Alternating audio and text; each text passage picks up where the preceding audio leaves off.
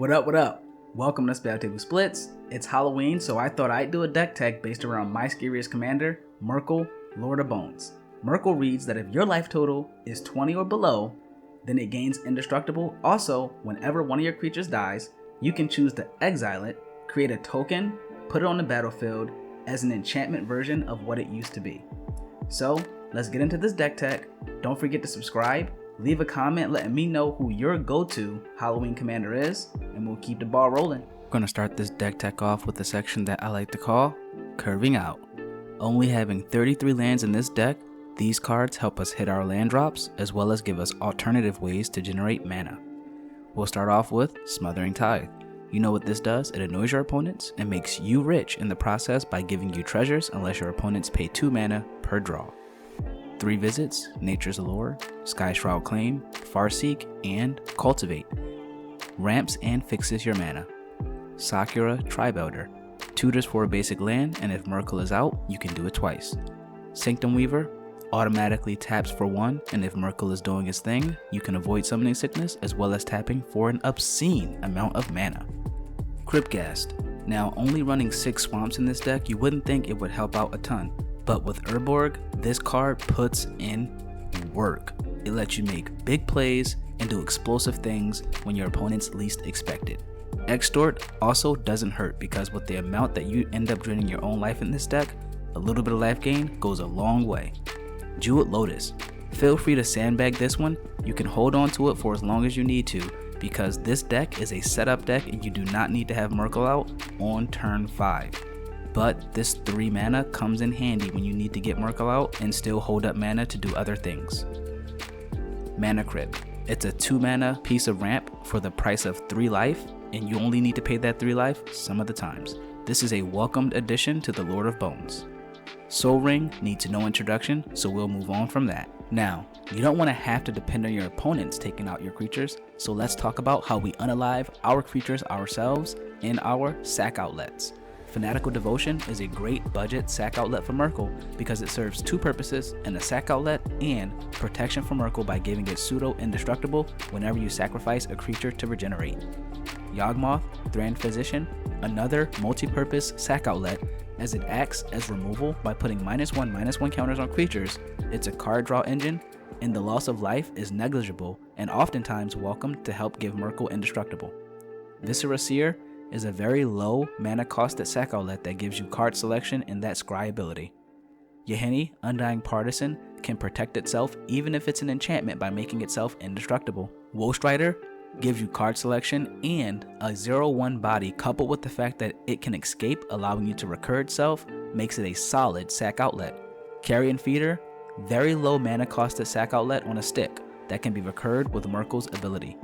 Ashnod's Altar is a mana producing sack outlet that allows for some explosive turns while also being a combo enabler. And Birthing Pod.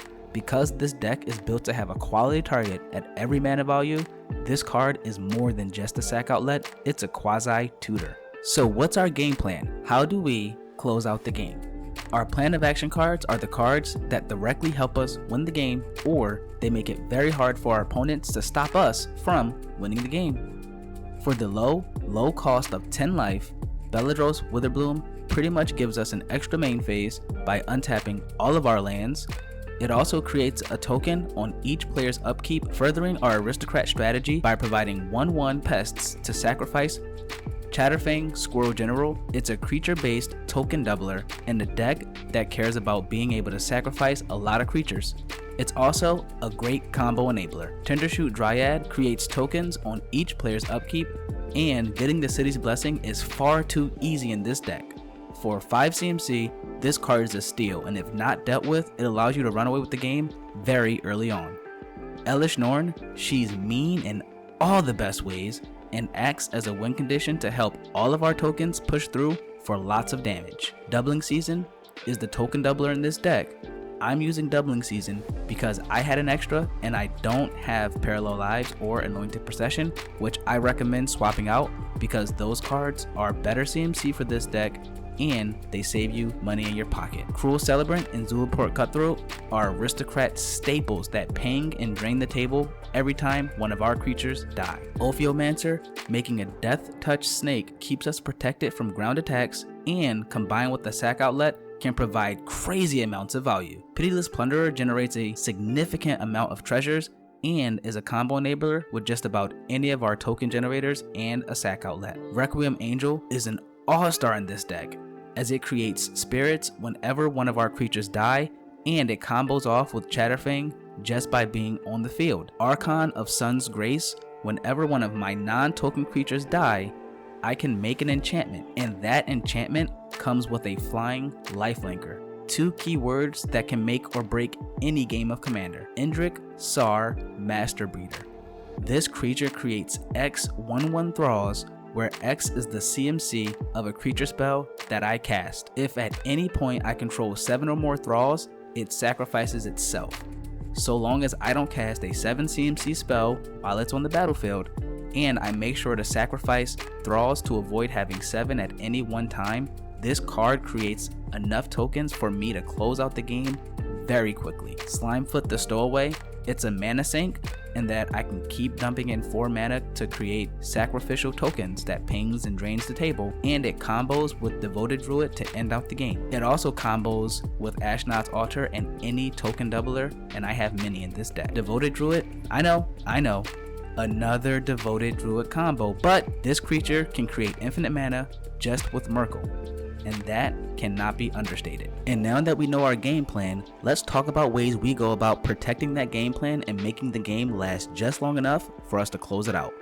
The only thing worse than Platinum Angel is an enchantment version of Platinum Angel. This deck flirts with death, and oftentimes it wins the game in single digits life, so this card is a great insurance policy. Grand Abolisher is a great card because once you have the necessary pieces for a combo, this card turns off your opponent's ability to interact with you on your turn. Sterling Grove not only is a tutor in this deck when you need a specific enchantment, but it also gives your enchantments Shroud so they can't be targeted by anything. Guardian Augmenter giving Myrkul hexproof and +2/+2 is huge. You want to protect Myrkul at all costs, and it's already a 7/7, so making it a 9/9 gives it enough power to make commander damage a serious win condition. Avacyn Angel of Hope. Most enchantment removal destroys, so with this card in play, it requires more specific answers to your board state. Exiling effects, phasing effects, or tuck effects to be specific. Heroic Intervention gives all of your permanents hexproof and indestructible. It's a great card in a pinch. Teferi's Protection is probably the best piece of protection in this deck and should be saved to keep you from either losing the game or ensuring that you win the game on your turn. A Baratin Medic in enchantment form can prevent all damage to any player and any creature. And best of all, it kills itself, so you don't even need a sack outlet to get this thing going. Now that we know how we're protecting ourselves, let's go ahead and get into what we're doing to interact with our opponents and disrupt their board state. Beast Within destroys any permanent, and that 3/3 body that it leaves behind means nothing to us. Swords to Plowshares is a 1 mana exiling effect. Sign me up. Assassin's Trophy is another key piece of removal that destroys any permanent at the low cost of ramping your opponent's 1 land. Wrath of God is a great board wipe, especially if Myrkul has indestructible. Damnation, another great board wipe if Myrkul has indestructible. Toxic Deluge is a phenomenal board wipe in this deck as it only costs 3 mana, with the added benefit of getting me to that 20 life threshold to help make Myrkul indestructible. Cinderhaze Wretch is a very mean card that, in combination with Myrkul, when it becomes an enchantment, it forces your opponents to discard their entire hands. Use this card responsibly because if used the wrong way, it can force games to last for hours. And to make sure that doesn't happen, I've included a savage card draw package in this deck, so let's get into it.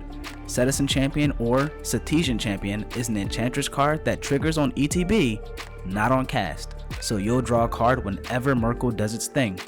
Midnight Reaper, whenever my non-token creatures die, I get to draw a card at the cost of 1 life, which I will happily pay.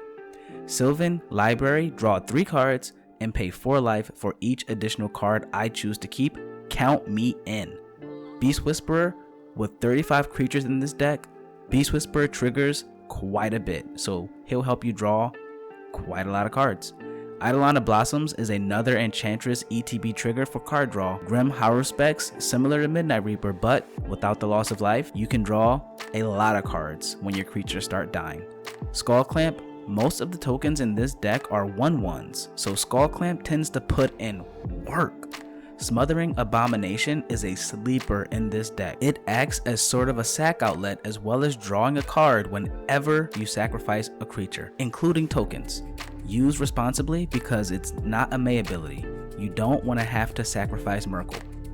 Braid's Arisen Nightmare is a new addition to this deck, similar to Smothering Abomination, but it gives your opponents the option to not let you draw by sacrificing a card that matches the type you sacrificed.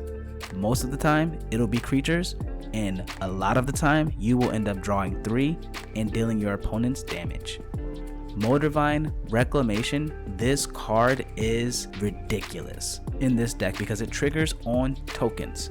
The rate that you create tokens in this deck, you'll get plenty of death triggers to draw so many cards. Sometimes it can be too many cards, so be sure not to deck yourself. Now let's move on to the wild cards of this deck.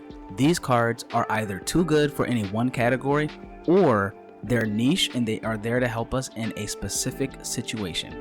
Black Market Connections gives us a treasure, draws us a card, and creates a sizable 3/2 body, all for just 6 life.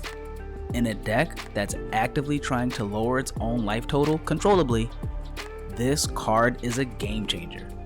Deathrite Shaman isn't called the 1-mana planeswalker for no reason.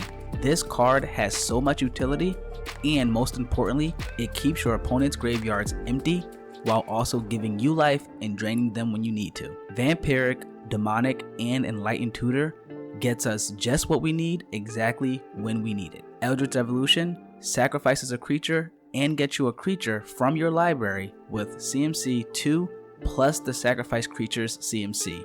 Most of the time, when this card comes down, the game is close to an end.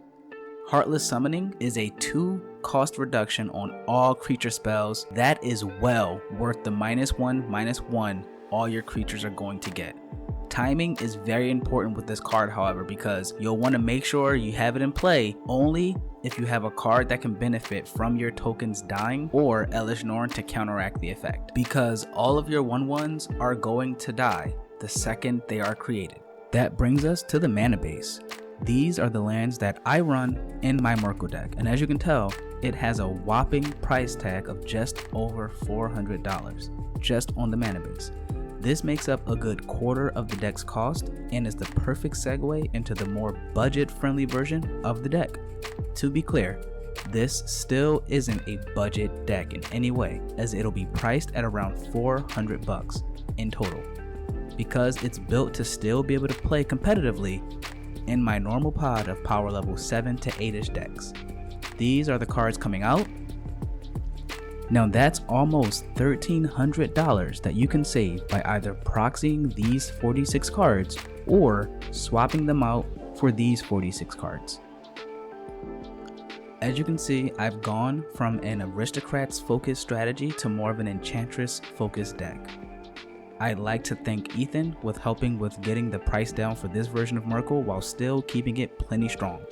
If you like a deck tech created for this more budget conscious version of Myrkul, let me know, and if you'd like to see this version of Myrkul played on a channel, then feel free to yell at me in the comments to tell me, hey, play the other Myrkul deck, and I'll be sure to do that.